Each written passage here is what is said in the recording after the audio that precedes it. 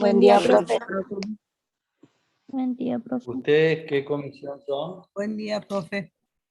Comisión 2. 2, profe. ¿Ustedes dieron el presencial conmigo el viernes? Sí, profe. ¿Sí? Para ver dónde retomo. Terminamos de ver los Bueno. síntomas del sufrimiento que está el profesor.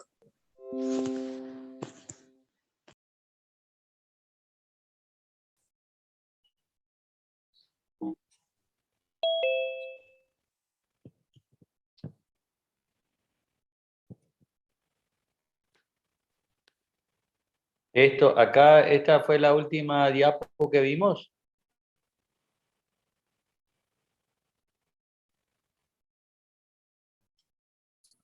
Sí, sí, fue esa. Bueno, perfecto. Bueno, en 1 o 2 minutitos seguimos. Esta es la próxima diapo, entonces ya arrancamos en unos minutitos entonces.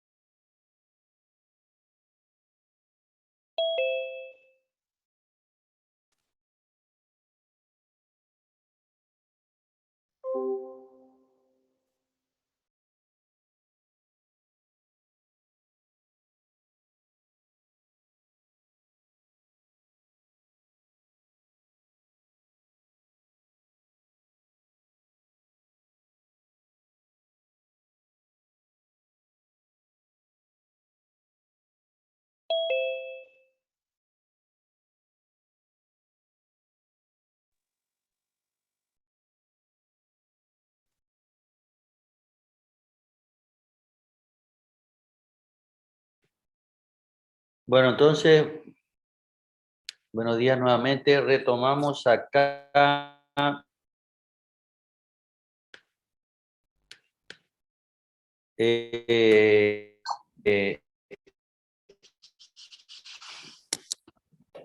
Retomamos en esta diapo que hacemos una especie de resumen de los signos de sufrimiento fetal agudo, ¿cierto?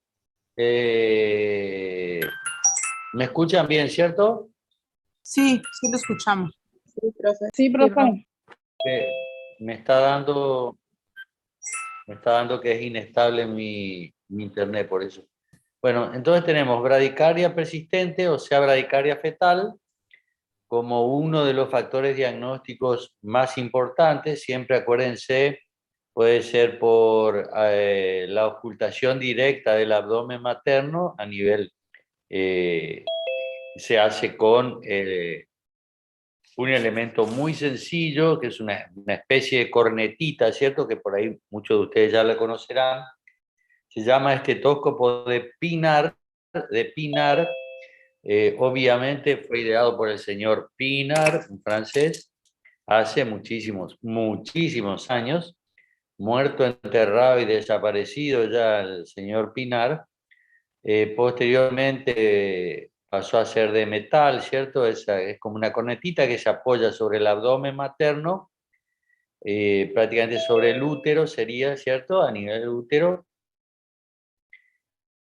y se ocultan los latidos fetales. Actualmente están los Sonic 8, o sea, los monitores que detectan los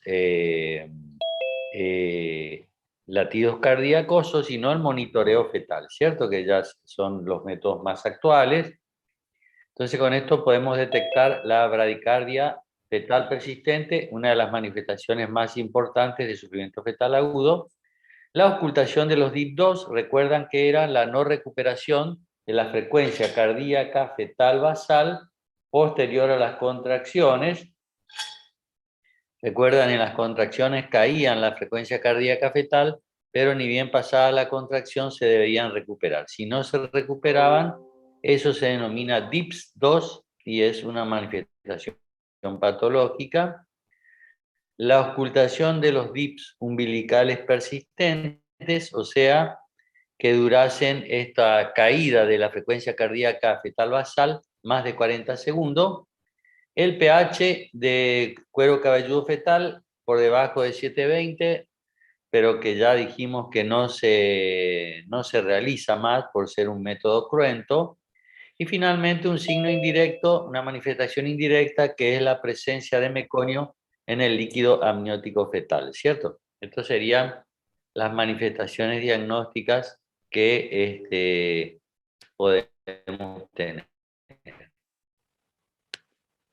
para hacer el diagnóstico de sufrimiento fetal agudo. Bueno, esta curva es no creo que le interese demasiado, pero bueno, es un estudio que se hizo en monitos Rhesus. ¿Qué pasa si lo exponíamos a estos monitos a una asfixia perinatal, cierto? Acá ustedes tienen un eje de axis así ordenadas. En una parte del eje estaba el tiempo y en otra parte del eje los parámetros que se tomaban, ¿cierto?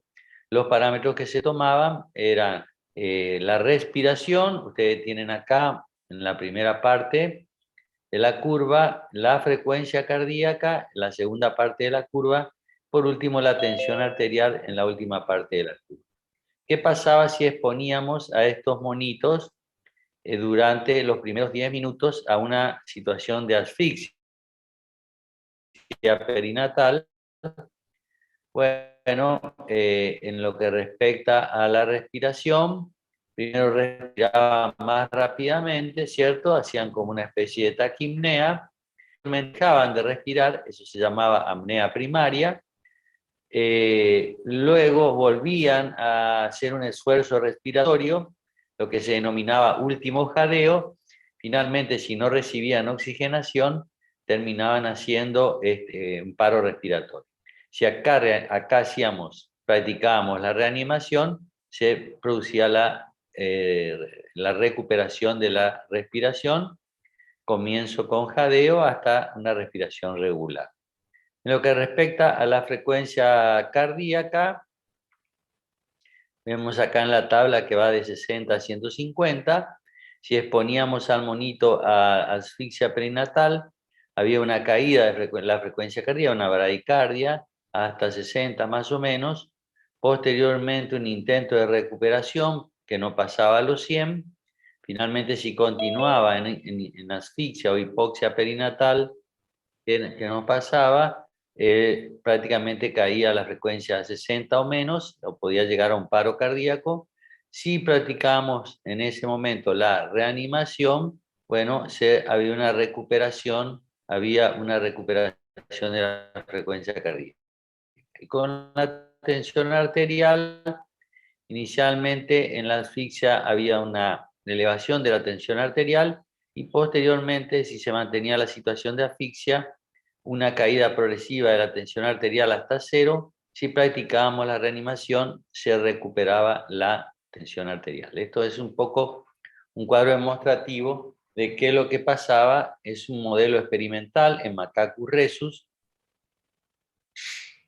Hoy día estas cosas están como prohibidas por todas las asociaciones de defensores de animales y demás. Prácticamente no se realiza, ¿cierto? Bueno, ¿qué pasa con la asfixia perinatal? Con el sufrimiento fetal agudo, asfixia perinatal. Bueno, la fisiopatología, o sea, ¿qué pasa a nivel de distintos sectores del organismo, cierto?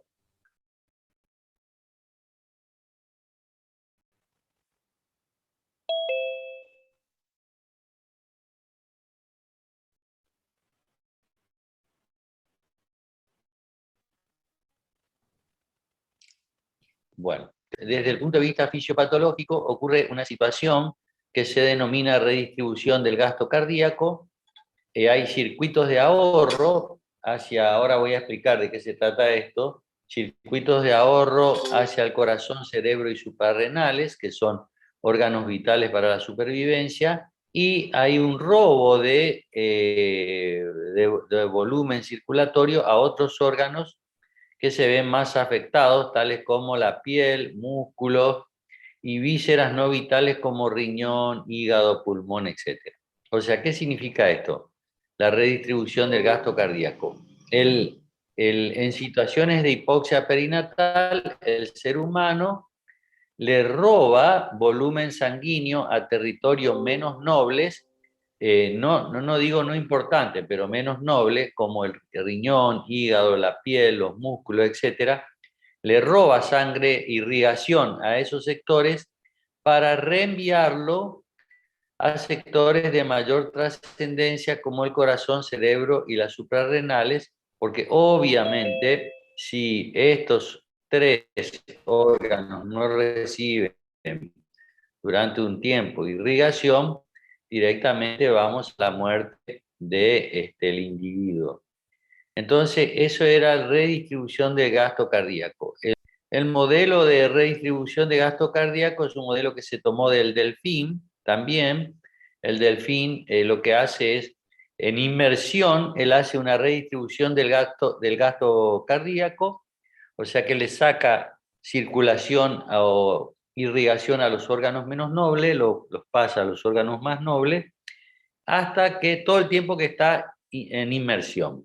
Y posteriormente, cuando sale a la superficie, retoma oxígeno, vuelve a hacer una distribución de la volemia a todos los órganos de su organismo, ¿cierto? Ese modelo fue tomado del delfín y se vio que en el ser humano más o menos se daba le llamamos también fenómeno de inmersión, porque a la situación de asfixia perinatal, porque exactamente es lo que ocurre más. Ahora, la diferencia entre el delfín y el ser humano, el delfín, cada vez que realiza esta situación, o sea, inmersión, Profe, restitución de su disculpe, gasto, restitución del gasto cardíaco. no se le escucha Sí. bien, se le escucha entrecortado. Sí. Sí, ahí está mejor. Sí, ¿Está mejor? sí, profesor dijo algo del delfín, que le llamaban a esta la técnica del delfín. Claro, porque esta cuestión se estudió mucho en los delfines, la redistribución del gasto cardíaco, pero es lo que le decía, el delfín cuando realiza esto y restituye la volemia a todo el organismo, sus órganos a los cuales le retiró circulación en la inmersión, se restituyen ad integrum, ¿cierto? O sea, no sufren ningún daño. En cambio, el ser humano, cuando tiene que hacer una redistribución de su gasto cardíaco de la volemia, por una situación de asfixia perinatal, no sale tan indemne de esta situación, ¿cierto? Él tiene complicaciones al salir de esta situación. ¿Cuáles son las complicaciones que puede tener el ser humano al tener que realizar una redistribución del gasto cardíaco por un fenómeno de asfixia perinatal? Y lo vamos a dar a distintos niveles. Cambios bioquímicos, sufre cambios bioquímicos, o sea, acidosis metabólica. Sí. Hola. Rodríguez tiene su micrófono prendido, apáguelo. Acidosis metabólica, hipocalcemia, o sea, caída de los niveles del tenor de calcio en sangre, hipoglucemia, o sea, caída del valor del azúcar, de la glucemia en sangre, hiponatremia, o sea, disminución del sodio en sangre, hipercalemia, aumento del potasio, e hiperamoniemia, aumento del amonio en sangre. ¿Está? Profesor, una pregunta. ¿Esto lo hace el bebé por sí mismo o se le propicia? O sea, ¿hay alguna manera de que nosotros hagamos para que esa redistribución sanguínea llegue más al cerebro, al corazón y a los suprarrenales, o eso el bebé lo hace solo para no No, asfixiarse? eso se hace en forma, son sistemas automáticos, ¿cierto? Claro, o sea, el bebé lo hace solo. Son sistemas automáticos para la supervivencia. ¿Mm? En forma automática para la supervivencia, exactamente. El organismo automáticamente redistribuye el gasto cardíaco. Ok. Bueno, entonces teníamos cambios bioquímicos. También tenemos a nivel cardiovascular algunos cambios. Él puede generar insuficiencia miocárdica, o sea, insuficiencia cardíaca, insuficiencia tricuspida, o sea, alteración de la válvula tricuspida que puede ser transitoria, y aumento de la presión pulmonar que se llama hipertensión pulmonar, ¿cierto? De los vasos pulmonares. Alteraciones pulmonares, bueno, libera menos sustancia surfactante, que es la que permite que los alvéolos se distiendan. Después del colapso de la expiración, los alvéolos tienen que volver a distenderse y eso lo hacen gracias a la sustancia surfactante. Se genera menos surfactante, hay hipertensión pulmonar, como ya dijimos, puede haber aspiración de meconio porque sabemos entonces que como una manifestación indirecta el bebé elimina meconio del líquido amniótico y lo puede aspirar o generarse hemorragias en el pulmón. Alteraciones a nivel hematológicas, un fenómeno que se llama coagulación intravascular diseminada, trombocitopenia, que es disminución del recuento de plaquetas, o aumento de los eritroblastos, que es liberación de glóbulos rojos inmaduros a la circulación en un intento de mejorar la oxigenación, ¿cierto? Alteraciones gastrointestinales, una situación de ilio. ¿Qué significa el ilio? Una parálisis intestinal, ¿cierto? También puede generarse ESN, significa enterocolitis necrotizante, o sea, se deja irrigar alguna parte del intestino, incluso se puede perforar, y disfunción de la función hepática. Complicaciones renales, fallo a nivel de los riñones por necrosis de los túbulos o de la médula renal. Todo eso puede acontecer.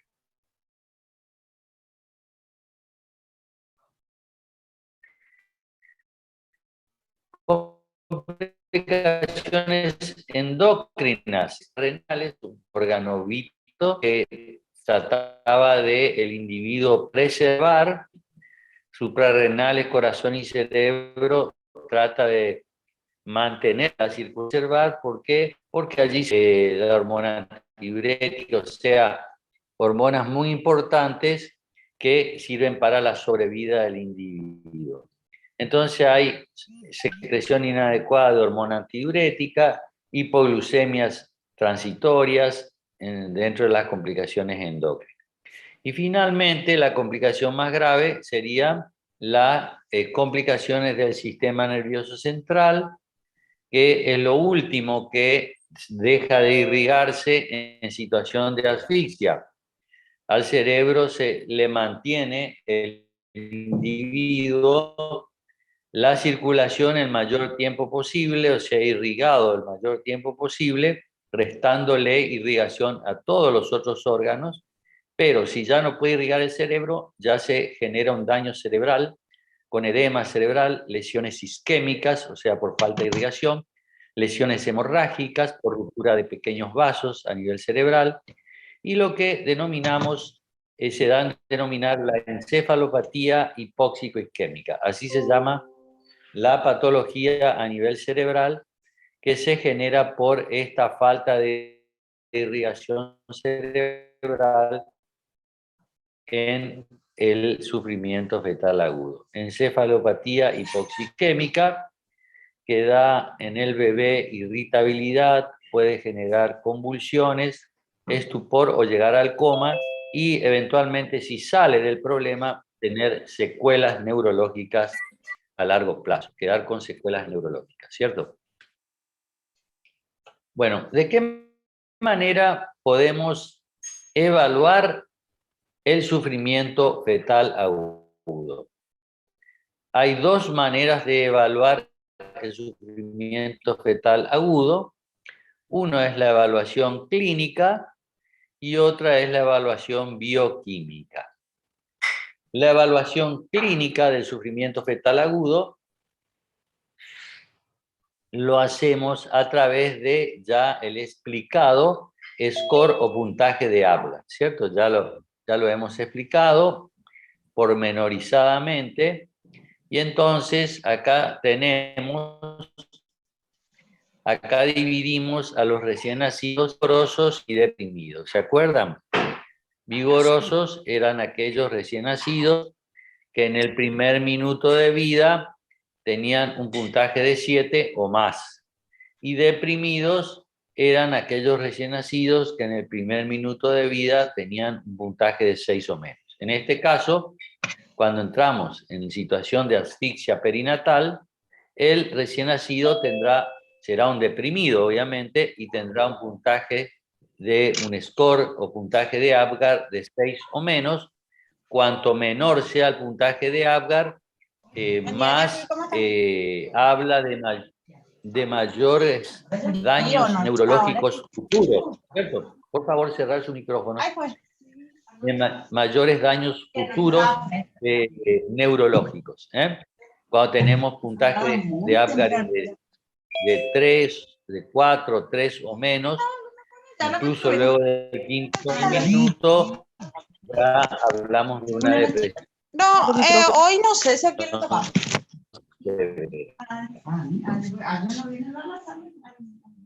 Tenemos un micrófono abierto que está interrumpiendo la clase. Tengo un micrófono abierto ahí. Lee el micrófono.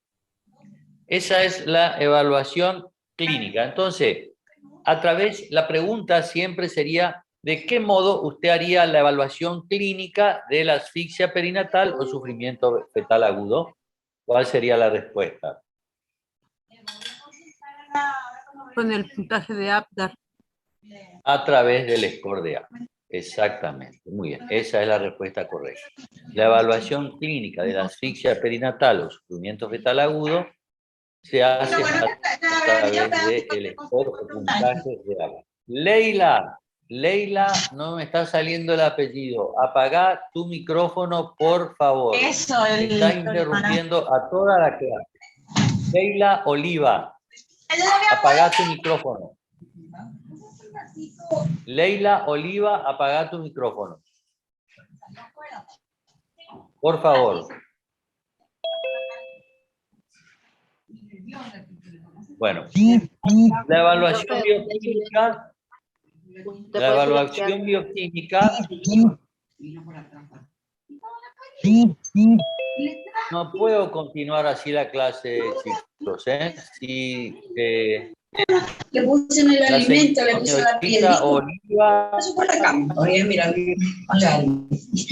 si María gastó más de 2.000 pesos, ¿ya? Sí. La señorita Oliva sí es un abierto.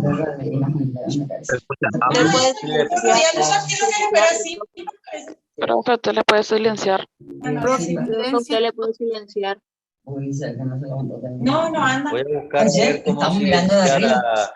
Yo le estaba pasando y me dijo, yo sé que le estaba haciendo masaje y el libro, porque no me atendió enseguida, viste, todo es culpa de Rosana, Oliva, ya voy se a la atrasó. buscarla, a ver. Ya Acá una la tarde, silencio. otra. Sí, se picha pues ella así, porque no respeta. No. Y a mí me dijo las 6, yo me fui A ver 6 si la puedo silenciar. y le golpeé y avisé que estaba Lidia haciéndole masaje a ella. Leila Oliva, ¿me está escuchando? Leila Oliva. Sí. ¿Profe? Sí.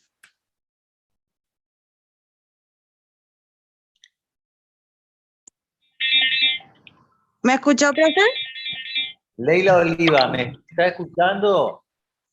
Sí, la estoy Silencia tu escuchando. micrófono. Por favor, silencia tu micrófono porque estás interrumpiendo la clase. Silencia, ahora. Está. Ahora está silenciado. Bueno.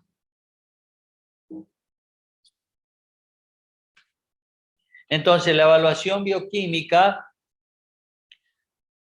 la única forma de efectuarla es a través de lo que denominamos, ya hablé también de esto, del estado ácido-base, ¿cierto? Es una determinación que podemos hacer de forma arterial o forma venosa, o sea, de un vaso venoso, un vaso arterial. La muestra es obviamente arterial. Una de las formas de obtenerlo es a través del cordón umbilical, ¿cierto? Tomando sangre ya sea de las arterias umbilicales o de la vena umbilical. Si tenemos al recién nacido ahí en el área de vaso, si no lo hacemos a través de un vaso periférico.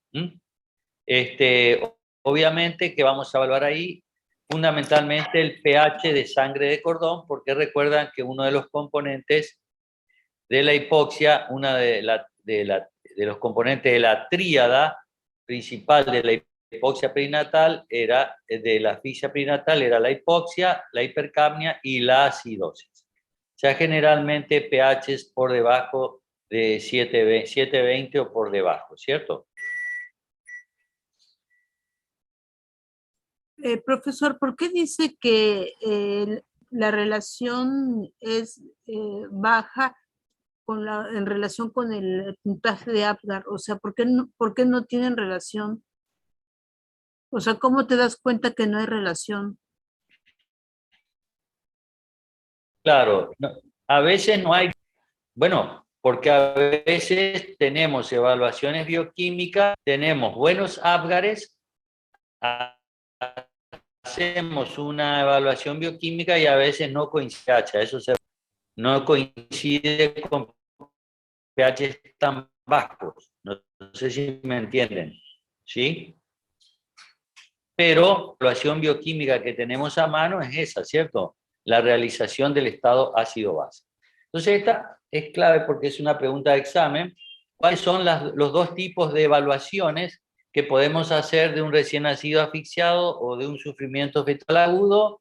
Son la evaluación clínica y la evaluación bioquímica. La evaluación clínica a través del puntaje de Apgar y la evaluación bioquímica a través del estado ácido-base, fundamentalmente a través de la determinación del pH en sangre, ¿cierto? ¿Está esto?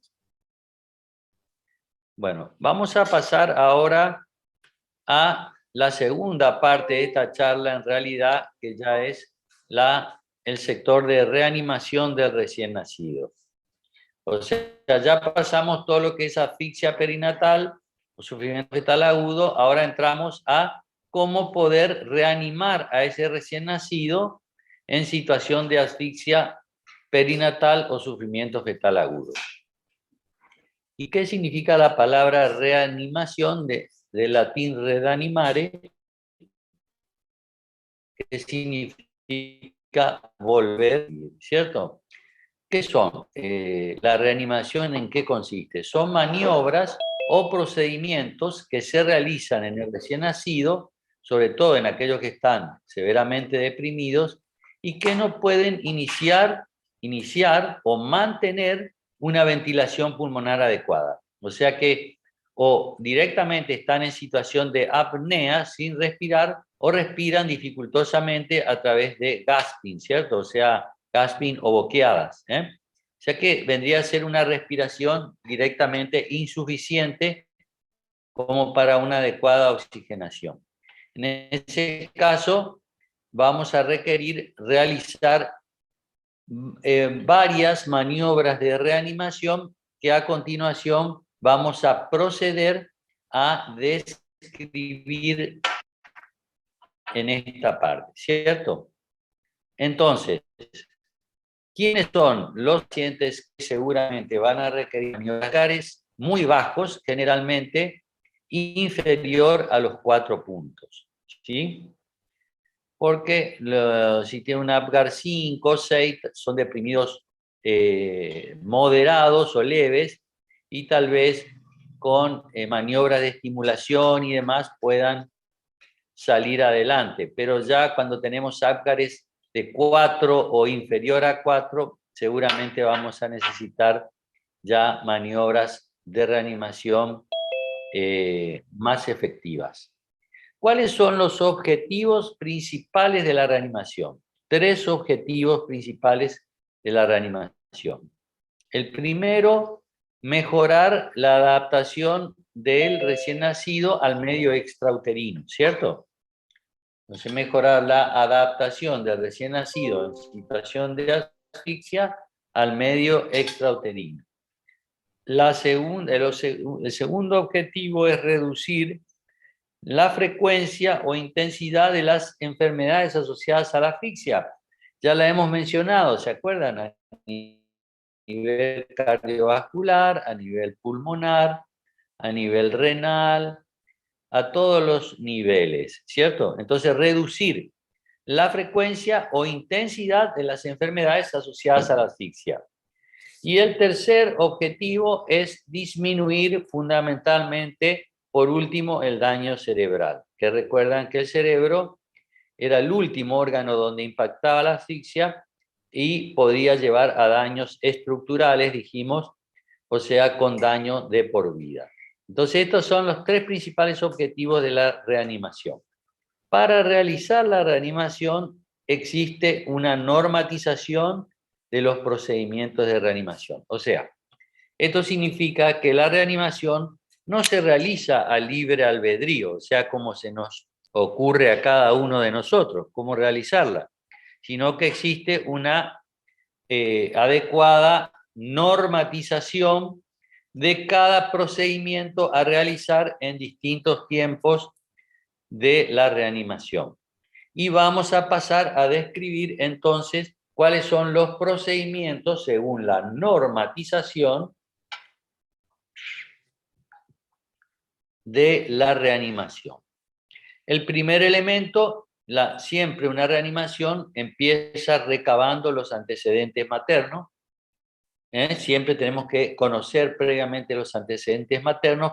Incluso esto no nos permite estar preparados para una futura reanimación, porque si tenemos antecedentes maternos de monitoreos alterados, eliminación de líquido amniótico meconial, etc., o sea, con esos antecedentes ya tenemos que prepararnos para una futura reanimación en los próximos minutos, ¿cierto?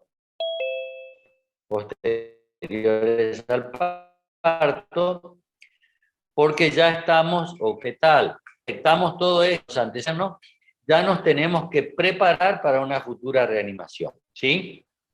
El segundo punto sería la recepción, aspiración y clampeo del cordón, que vamos a, respecto de la recepción, tenemos que mencionar que este es un recién nacido en el cual no vamos a cumplir la normativa que dijimos de esperar los 30 segundos para el clampeo del cordón, y la recepción siempre tiene que ser con compresas tibias para no sumarle a este recién nacido que ya está en condiciones de asfixia una lesión mayor como es la generada por la injuria térmica, o sea, que se injurie por temperatura.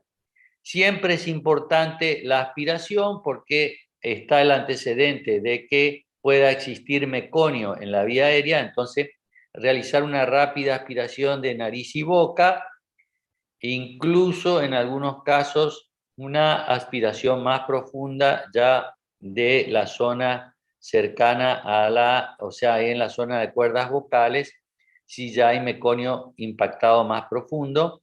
Y el clampeo de cordón, como dijimos, va a ser antes de los 30 segundos, va a ser en forma inmediata, porque no podemos perder tiempo con un recién nacido en situación de depresión, o sea, sufrimiento fetal agudo y depresión, perder tiempo esperando 30 segundos para clampear el cordón. Tenemos que clampearlo en forma inmediata para dirigirnos rápidamente al sector de recepción para realizar todas las maniobras necesarias a la reanimación, inherentes a la reanimación. Entonces, en eso hay algunos cambios, ¿cierto? Una recepción siempre con compresas calefaccionadas, aspiración siempre de la vía aérea por si existiese meconio, ¿cierto? Y un clampeo de cordón anterior a los 30 segundos para no perder tiempo, tiempo que va a ser muy necesario para las maniobras de reanimación. Un buen secado de este recién nacido y seguramente vamos a necesitar realizar maniobras de ventilación, porque recuerden que estamos hablando de un recién nacido que tiene una respiración ineficiente, ya sea está en apnea o no respira, o respira en forma ineficiente a través de gasping o respiraciones muy irregulares y débiles. Entonces vamos a requerir realizar reventilación de ese recién nacido. Ahora vamos a pasar a describir cómo vamos a realizar la ventilación de recién nacido. Acá tienen unas imágenes que quiero explicarles. La primera imagen es cómo vamos a posicionar a nuestro recién nacido, ¿cierto?, en la mesa de recepción. Como se están fijando, hay un operador, que es la persona que está parada acá al extremo de la mesa, es el que va a realizarse toda la nación, ayudante que seguramente va a contribuir con esta necesaria. En una segunda imagen vemos cómo posicionar a nuestro recién nacido para las maniobras de reanimación. Tenemos las dos inferiores, es un posicionamiento incorrecto. ¿Cuáles son los posicionamientos incorrectos? Este que es de la hipertensión, o sea, con la cabeza muy inclinada hacia abajo, hiperextendida la vía aérea.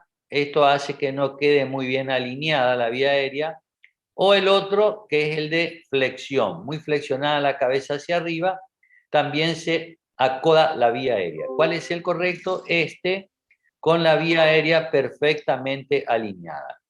¿Cuál es la maniobra que nos permite mantener una vía aérea perfectamente alineada? Recuerden hacer un pequeño rollito con una compresa, un pequeño rollito, y colocar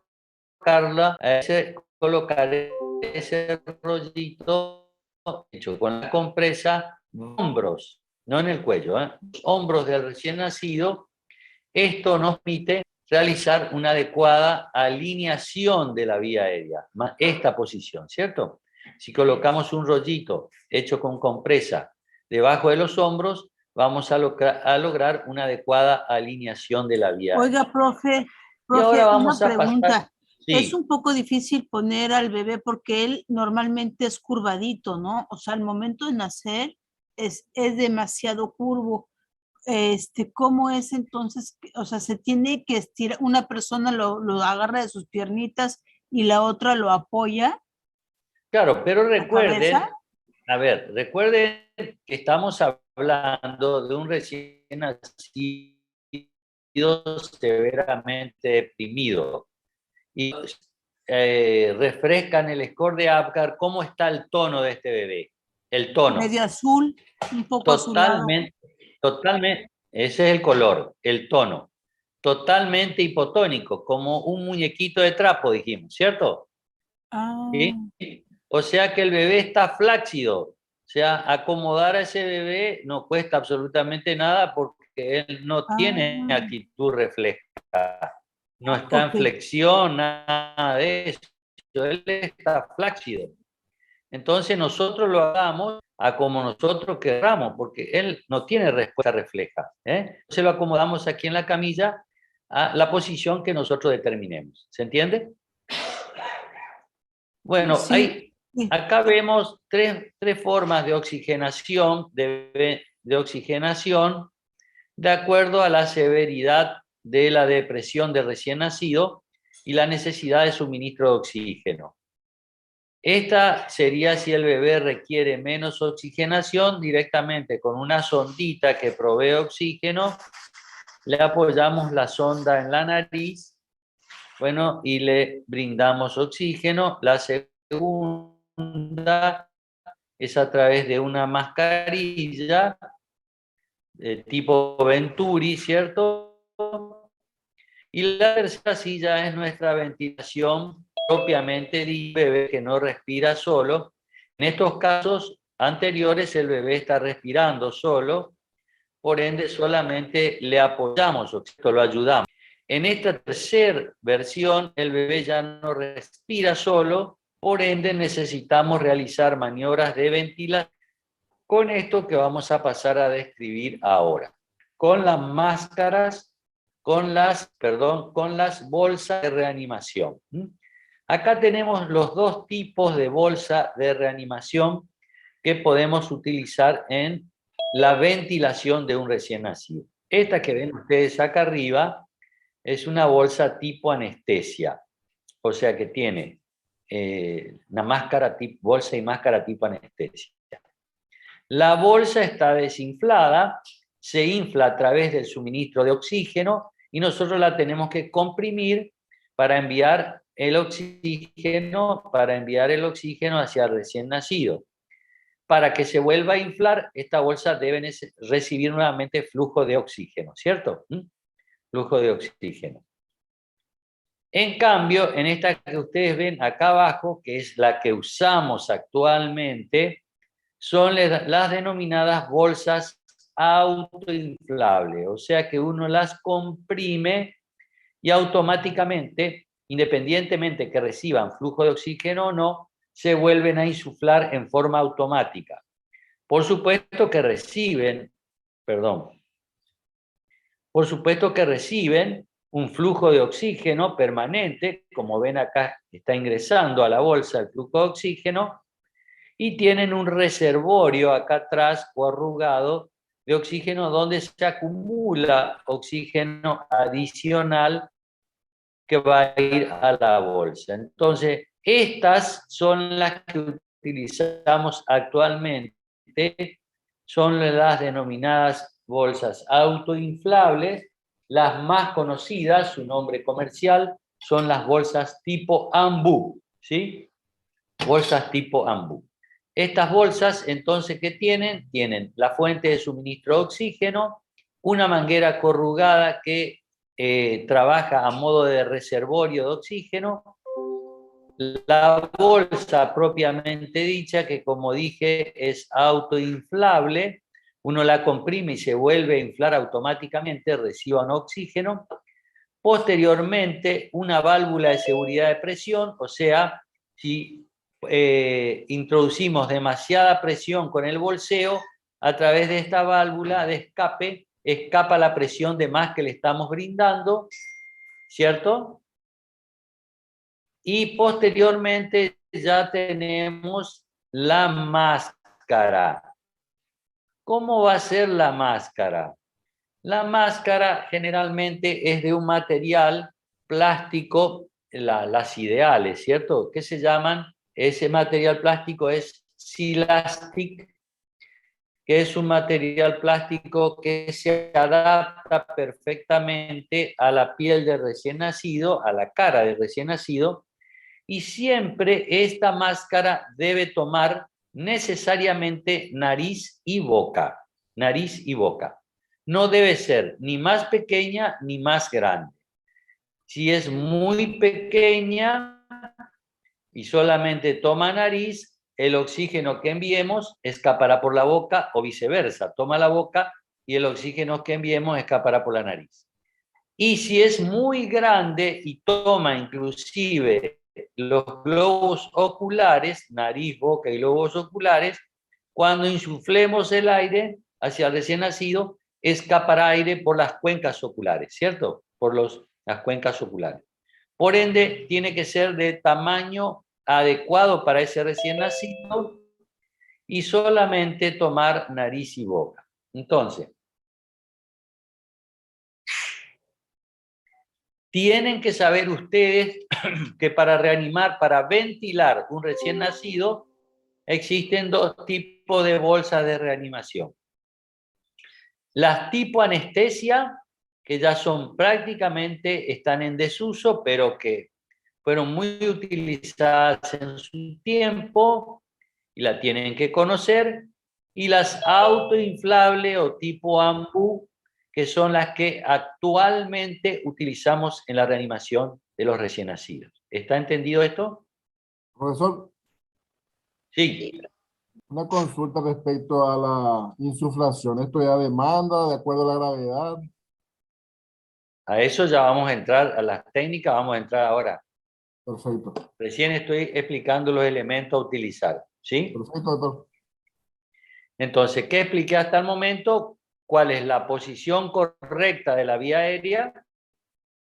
Primero, ¿cuál es la posición del recién nacido en la mesa de recepción? Este seguramente va a ser el operador que va a realizar la reanimación y esta va a ser su ayudante, que ahora vamos a ver que va a ser muy útil cuando se profundice la reanimación. La ventilación la puede realizar una sola persona, no hay problema. Vimos la posición correcta de la vía aérea y cómo lo logramos a través de un pequeño rollito hecho con una compresa colocado bajo los hombros. De este modo alineamos la vía aérea. ¿Y cuáles son los elementos, las bolsas de reanimación que se pueden utilizar para la ventilación? La de tipo anestesia y la autoinflable o tipo Ambú. ¿Está? Ahora vamos a continuar. Entonces, vamos a antes de continuar con esto, vamos a la ventilación de un recién nacido con bolsa y máscara. Presten atención, no está escrito en la filmina, por ende, tienen que estar muy atentos y tomar perfectamente apuntes de lo que voy a mencionar. Primero, el oxígeno que le vamos a proporcionar tiene que ser al 100%. Oxígeno que se le va, entonces, pasar al 100%. El flujo de oxígeno que se coloca en el flumíter, flujo de oxígeno que se coloca en el flumíter, la cantidad de oxígeno, de litros de oxígeno que vamos a suministrar son 6 litros. Entonces, porcentaje de oxígeno, 100%. Volumen de oxígeno que vamos a proporcionar, 6 litros. ¿Estamos hasta acá? Ahora, Sí, profe. frecuencia de bolseo. ¿A qué era lo que estaba preguntando su compañero? ¿A qué frecuencia vamos a realizar el bolseo en nuestro recién nacido? Si ustedes recuerdan, cuando hablábamos en las primeras clases, ¿cuál era la frecuencia respiratoria normal de un recién nacido promedio? ¿Cuánto era? Frecuencia respiratoria normal promedio en un recién nacido. Era mucho. No me acuerdo.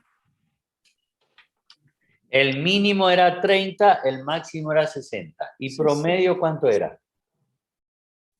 45. 30, 40. No, están tirando cualquier bolazo. No, el promedio es Gómez. 40. Entre 30 y 60 deben ser 45. No, era 40, recuerden. Ah, 40. La frecuencia promedio era 40. Esa era la frecuencia respiratoria promedio normal de un recién nacido. ¿Se acuerdan? 40. Entonces, piensen a cuánta frecuencia tenemos que bolsear a nuestro recién nacido. A la normal. A la normal. 40 bolseos por minuto, ¿cierto? Esa es la frecuencia de bolseo. Entonces ahí estamos completando. Porcentaje de oxígeno, 100%. Flujo, 6 litros. Frecuencia de bolseo, 40 por minuto. Ahí completamos, ¿cierto? Lo que es ventilación con bolsa y máscara. Entonces, ventilación con bolsa y máscara se realiza con 100% de oxígeno, un flujo de 6 litros y una frecuencia de bolseo de 40 por minuto.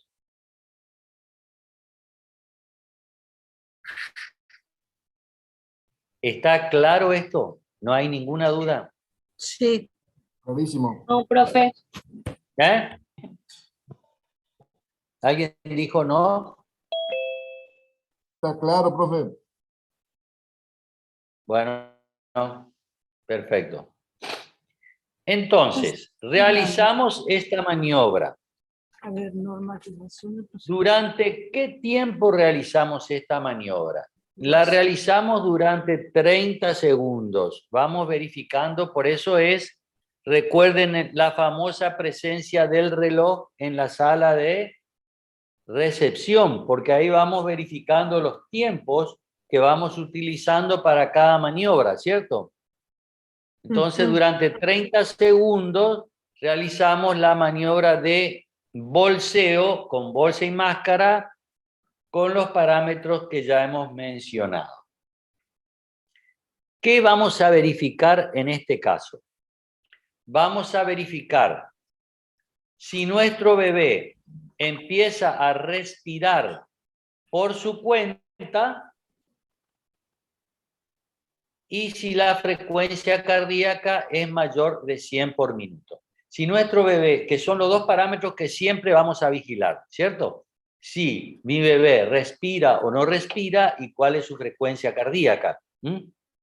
Si mi bebé empieza a respirar por su cuenta y la frecuencia cardíaca es mayor de 100 por minuto, podemos pasar a los otros métodos de ventilación que le mostré, que eran el apoyo, por ejemplo, de una mascarita de Venturi para seguir suministrándole oxígeno y mantener de esta manera unos minutos al bebé oxigenado hasta que se recupere totalmente.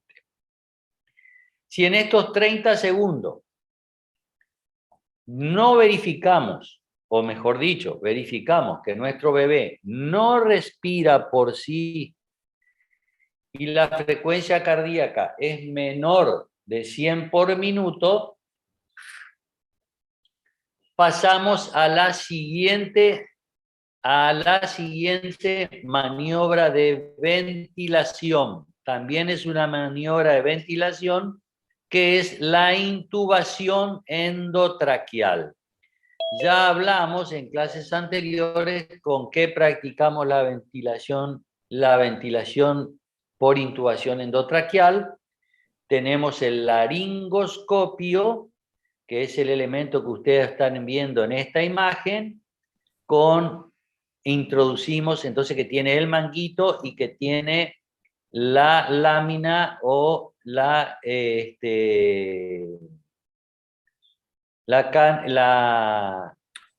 lámina adecuada para cada bebé, el tamaño adecuado para cada bebé que vamos a utilizar para introducir en la boca del bebé y visualizar mediante este elemento que se llama laringoscopio, ¿qué cosa? La zona de cuerdas vocales, o sea, la laringe, ¿sí? ¿Sí? ¿Qué tenemos que visualizar entonces? La laringe. Bueno, una vez visualizada la laringe, realizamos la aspiración, como se está viendo en la imagen. ¿Por qué? Porque puede haber incluso meconio en esa zona.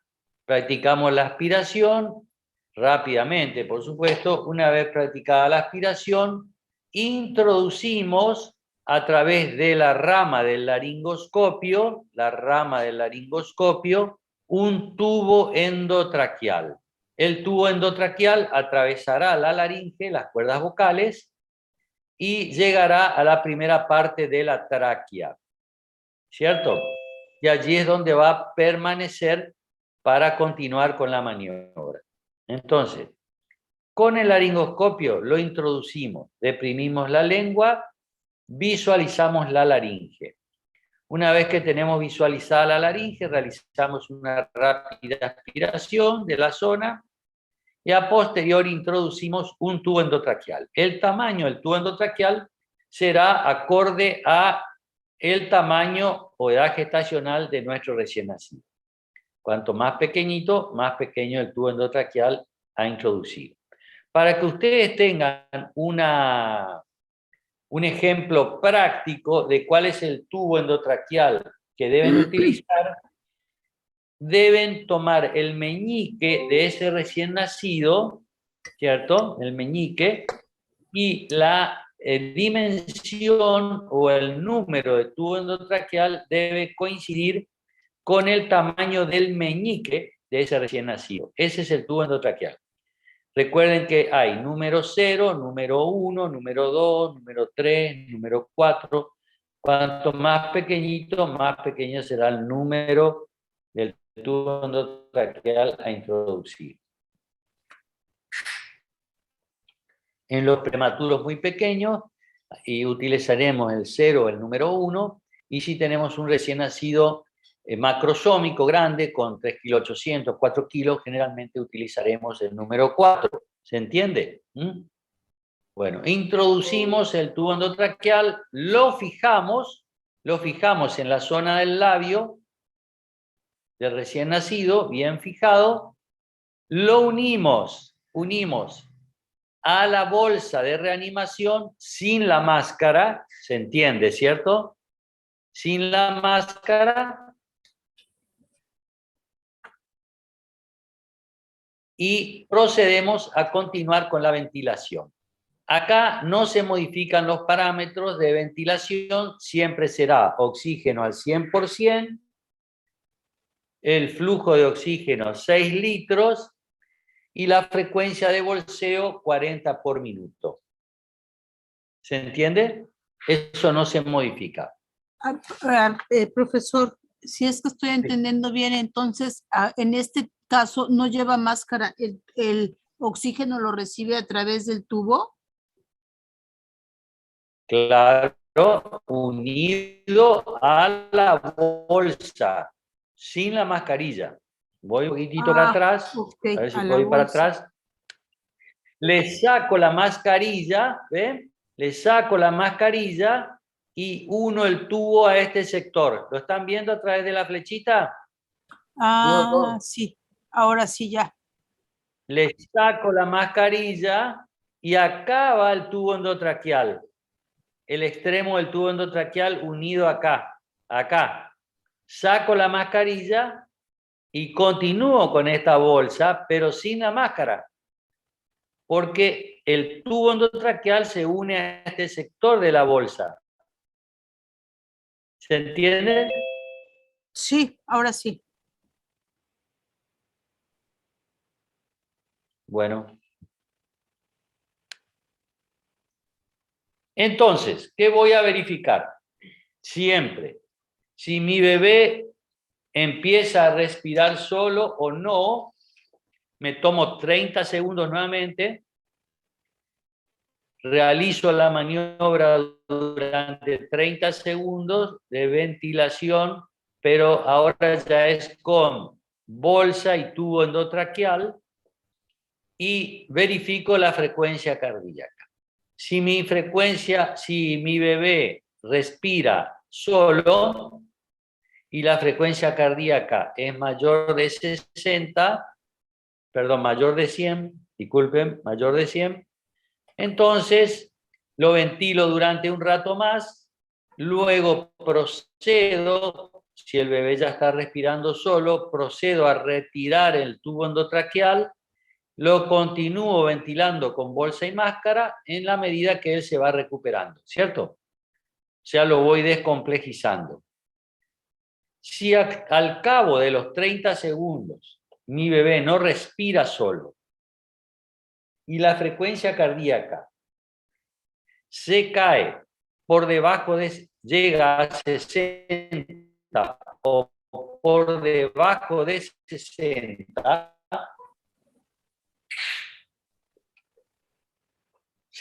o por debajo de 60 y mi bebé no respira solo, procedo a realizar otra maniobra que acá ya interviene el segundo operador. ¿Recuerdan el operador que estaba parado al costado? En este caso era una chica, una enfermera, ¿cierto? Sí. ¿Sí? Esa persona procederá a realizar la siguiente maniobra, que es denominada masaje cardíaco externo.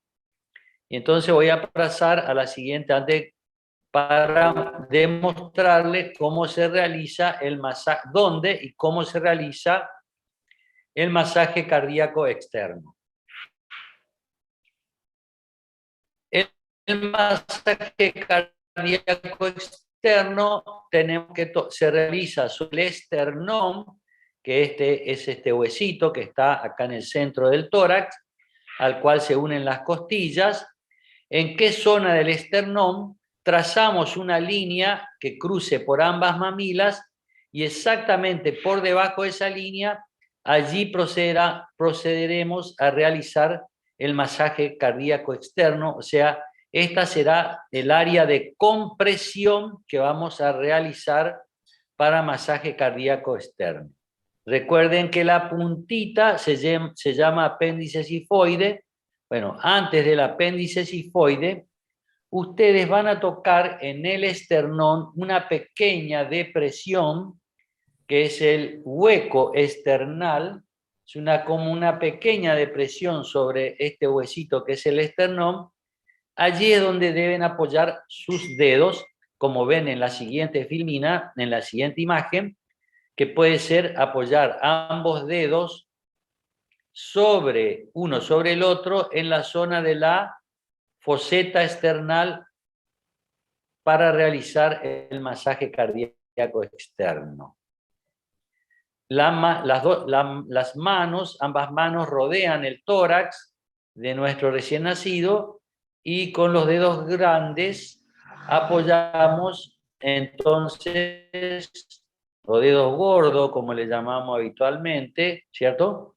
También denominados pulgares, apoyamos sobre el hueco esternal para realizar nuestras maniobras de compresión. Como verán, acá está la maniobra completa. El operador que estaba hacia el extremo del niño continúa con la ventilación. En este caso va a tener un tubo endotraqueal colocado, no una máscara, ¿cierto? Y el otro operador realizará la maniobra de masaje cardíaco externo. ¿Cuál es la frecuencia que debemos realizar de masaje cardíaco externo? Volvemos a las primeras clases. ¿Cuáles eran los extremos?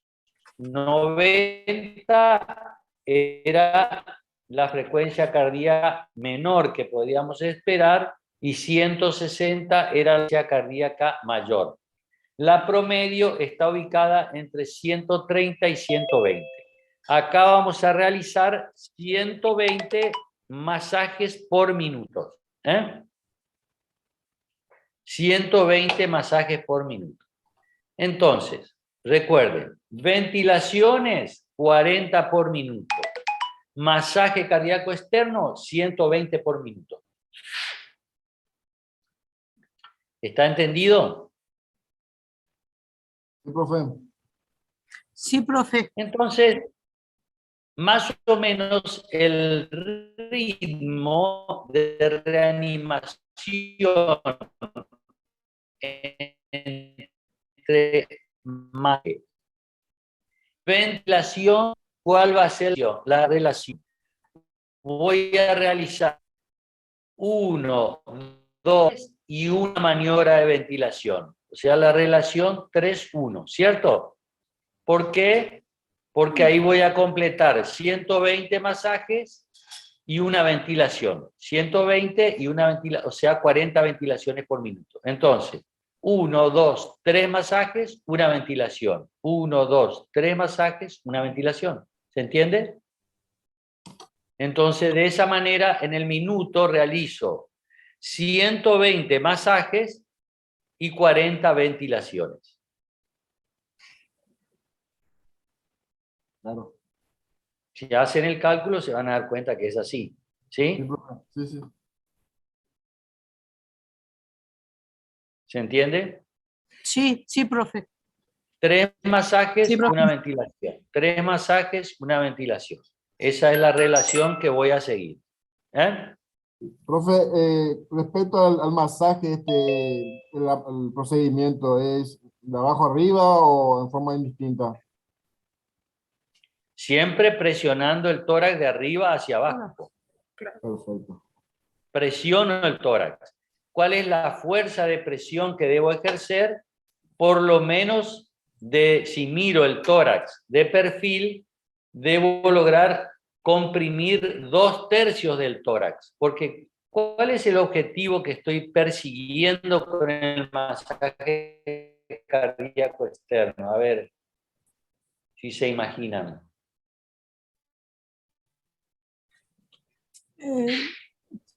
Tratar de ¿Cuál es hacer el objetivo? tratar de hacer que los pulmoncitos reaccionen. Cardíaco externo, la palabra lo dice. Ah, cardíaco externo. Estimular el corazón. Estimular el corazón, profe. Claro. Comprimir el corazón para que genere el bombardeo. Bombeo, no bombardeo. Bombeo. Bombardeo sería de Rusia a Ucrania. Esto es bombeo. Sí. Sería como un RCP, profesor. Claro. Esto es la RCP, chicos, a ver si me están entendiendo. Esto es RCP en el recién nacido, lo estoy explicando. Perfecto. Esto es maniobra de RCP en el recién nacido. Todo esto que estoy diciendo. Estoy dando paso por paso. ¿Sí? Bueno, ya tengo entonces cómo realizo las compresiones, a qué frecuencia. Debo deprimir el tórax por lo menos 2/3 de su tamaño. ¿Para qué? Para que de esta manera yo pueda comprimir los ventrículos. Porque si lo hago muy suavecito, no llego a comprimir el ventrículo y no expulso sangre del corazón. Por eso, la maniobra debe ser enérgica, no tan enérgica como para fracturar el esternón y las costillas, pero lo suficientemente enérgica como para permitir con la maniobra comprimir los ventrículos cardíacos, sobre todo el ventrículo izquierdo, y enviar sangre a todo mi organismo, ¿sí? Estoy cumpliendo la función del corazón que está prácticamente en asistolia, ¿cierto? No está funcionando. Ujú. Ese es el objetivo del masaje cardíaco externo. Ahora voy a volver un poquitito para atrás. Entonces, ¿qué verifico? Verifico dos cosas nuevamente. Si mi bebé respira o no respira, efectivamente, y si mi frecuencia cardíaca se eleva por encima de 100. Si ocurren estos dos fenómenos, o sea, mi bebé respira espontáneamente y mi frecuencia cardíaca se eleva por encima de 100, puedo dejar de realizar masaje cardíaco externo y voy descomplejizando a mi bebé desde el punto de vista respiratorio. Si a pesar de esta maniobra, en los 30 segundos restantes, no logro recuperar mi ventilación y mi frecuencia cardíaca externa sigue por debajo de 60, es necesaria la administración de drogas. Es necesaria la administración de drogas. ¿Qué droga voy a administrar para tratar de recuperar mi frecuencia cardíaca? La adrenalina. Adrenalina. Entonces, la adrenalina puedo suministrarla por dos vías. ¿Me espera un segundito?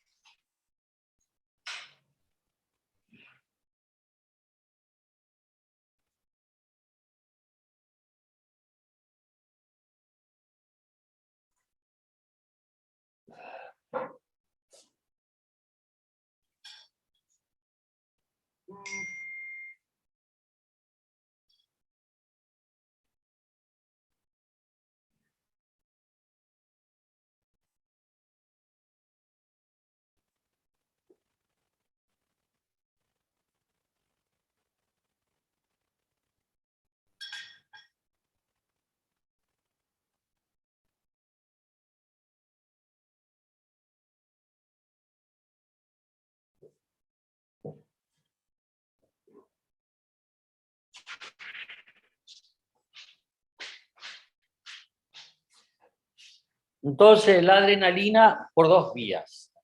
Una puede ser la vía más accesible si la tengo, realmente practico la canalización de la vena umbilical. Recuerdan que decíamos que dentro de los elementos que teníamos en la sala de reanimación o de recepción de recién nacido, era la caja de canalización umbilical. O sea que el vaso más accesible para realizar el suministro de medicación y demás es la vena umbilical, ¿cierto? Puedo utilizar otro vaso, realizo una venopuntura periférica, además puedo utilizar. Pero el vaso de más fácil acceso es la vena umbilical. Entonces, a través de la vena umbilical o un vaso periférico, voy a suministrar adrenalina. La otra vía por la cual puedo suministrar adrenalina, y es también sumamente útil, es el tubo endotraqueal. ¿Por qué?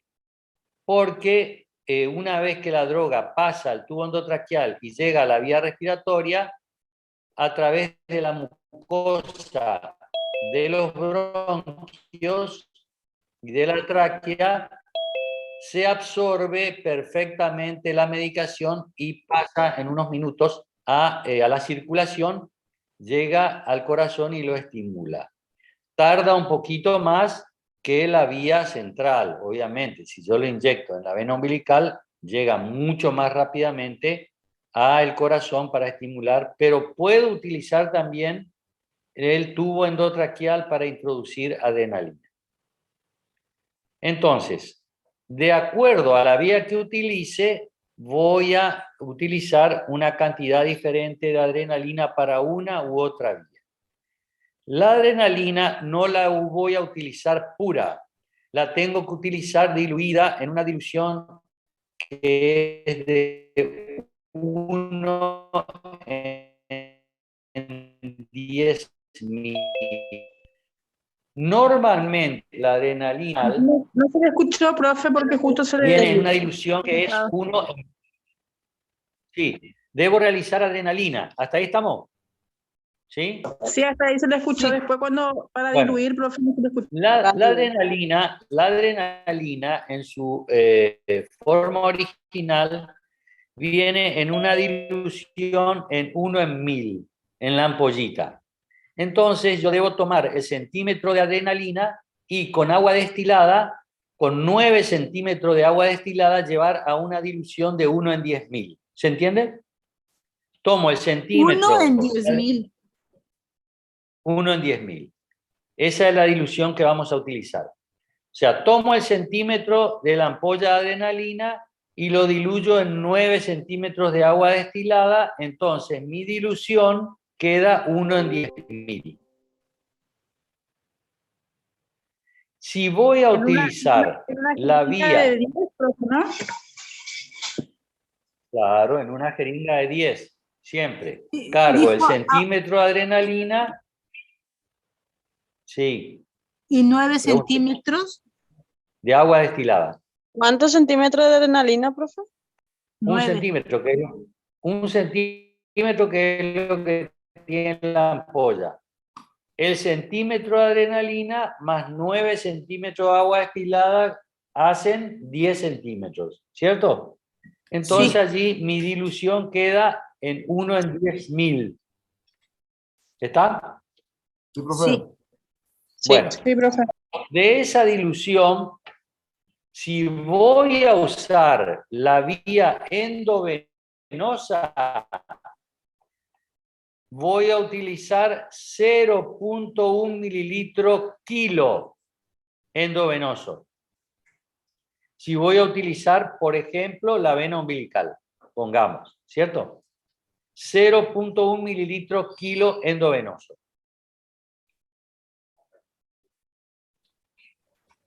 Sí, 0.1 mililitro kilo. Por kilo. Lo voy a repetir las veces que sea necesario hasta que pueda elevar mi frecuencia cardíaca. Puedo repetirla 3, 4, 5 veces, ¿cierto? Hasta 5 veces. Sí, las veces que sea necesario, a ver si puedo elevar la frecuencia cardíaca. Si lo que voy a utilizar es el tubo endotraqueal en vez de la vía endovenosa, aumento un poco mi dilución y lo uso a 0,5 mililitros kilo. Si en vez de usar la vía endovenosa utilizo el tubo endotraqueal para pasar la adrenalina diluida, lo utilizo al volumen de 0,5 mililitros kilo. Si es por vía endovenosa, 0,1 mililitros kilo, repetidas oportunidades si es necesario, mismo para la vía endotraqueal, 0,5 mililitros kilo las veces que sea necesario.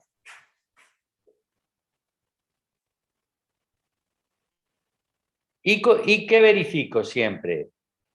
Primero, si mi bebé respira o no respira espontáneamente, y si logré elevar mi frecuencia cardíaca por arriba de 60, y por lo menos llegar a 100 o más de 100.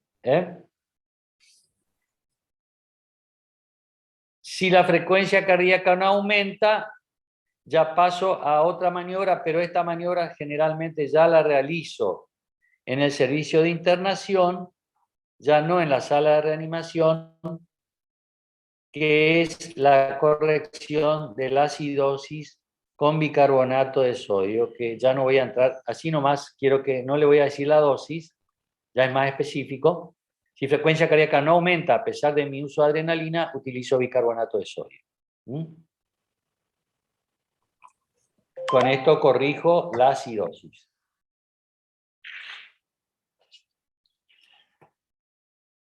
Bueno, ¿qué es lo esperable? Es que mejore todos los parámetros y yo descomplejice parcialmente en forma lenta. Ya mi bebé va a estar internado en la unidad de cuidado intensivo seguramente. Descomplejice a mi bebé en forma pausada, paulatina. Ya en la unidad de cuidados intensivos seguramente lo colocaré en ventilación, en un ventilador, en asistencia respiratoria mecánica, etcétera, etcétera. Esto completaría lo que es la reanimación de recién nacido, o, como preguntó su compañero, la RCP de un recién nacido, ¿cierto? ¿Está entendido? Sí, profe. Perfecto. Ajá. Sí.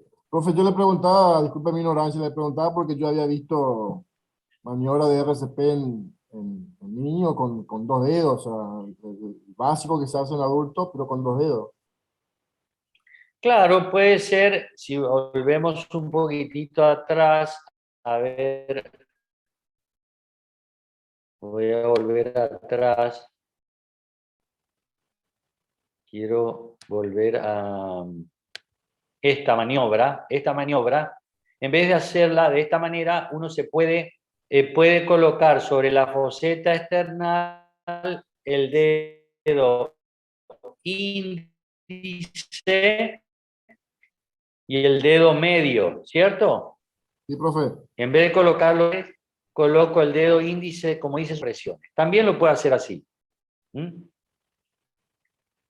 Pongamos que tengamos las manos pequeñas y no podamos, o nuestro recién nacido es grande, y no podamos abarcar todo el tórax con las 2 manos para realizar esta maniobra. Bueno, en ese caso, con una mano, generalmente la derecha, utilizando el dedo índice y el medio, realizamos en la foseta external las compresiones. Y la mano izquierda, ¿qué hacemos con la mano izquierda?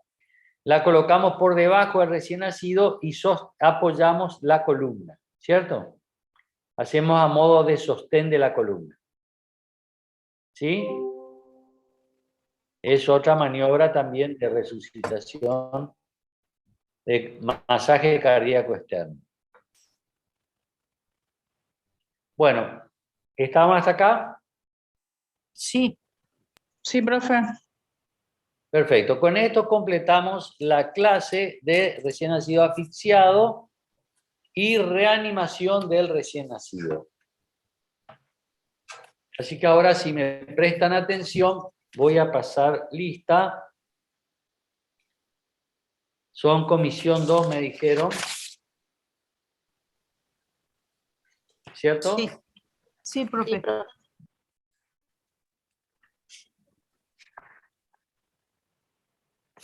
Comisión 2. Muy bien.